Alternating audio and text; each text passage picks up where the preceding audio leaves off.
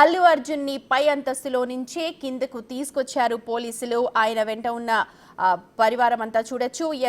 ఉదయం 11 గంటల ప్రాంతంలో జరిగిన సిచ్యువేషన్ అది.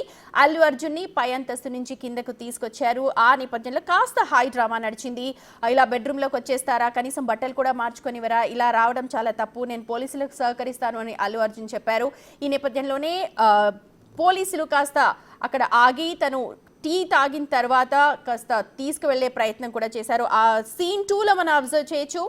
అక్కడ కాఫీ తాగుతూ చాలా రిలాక్స్డ్ గానే అల్లు అర్జున్ పోలీసులతో మాట్లాడుతున్నారు. పోలీసులు కూడా ఆయనకి వివరిస్తూ ఉన్నారు ఆ కేసుకు సంబంధించి. ఆ సీన్ లో అల్లు అరవింద్ కూడా ఉన్నారు. జరుగుతున్న పరిణామాలకు సంబంధించి ఆయన లాయర్ తో బహుశా మాట్లాడుతున్నారేమో. ఫోన్ లో చాలా చాలా బిజీగా కనిపిస్తున్నారు. పక్కన అల్లు స్నేహ కూడా మనకు కనిపిస్తున్నారు.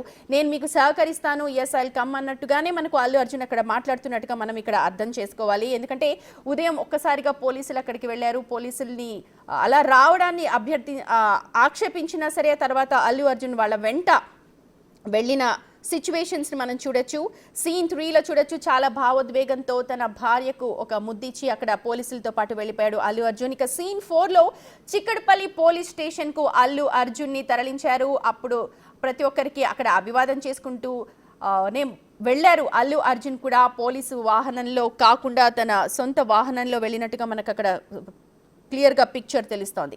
ఇక సీన్ 5 కనుక చూస్తే చిక్కడపల్లి పోలీస్ స్టేషన్లో అరెస్ట్ చేసిన కొద్ది నిమిషాల తర్వాత గాంధీ హాస్పిటల్లో అల్లు అర్జున్ కి వైద్య పరీక్షలు చేయడానికి తీసుకెళ్లారు పోలీసులు. అక్కడ జరిగిన సందర్భం అది. అక్కడ కూడా చాలా నవ్వుతూనే కనిపించారు. లోపలికి వెళ్లారు.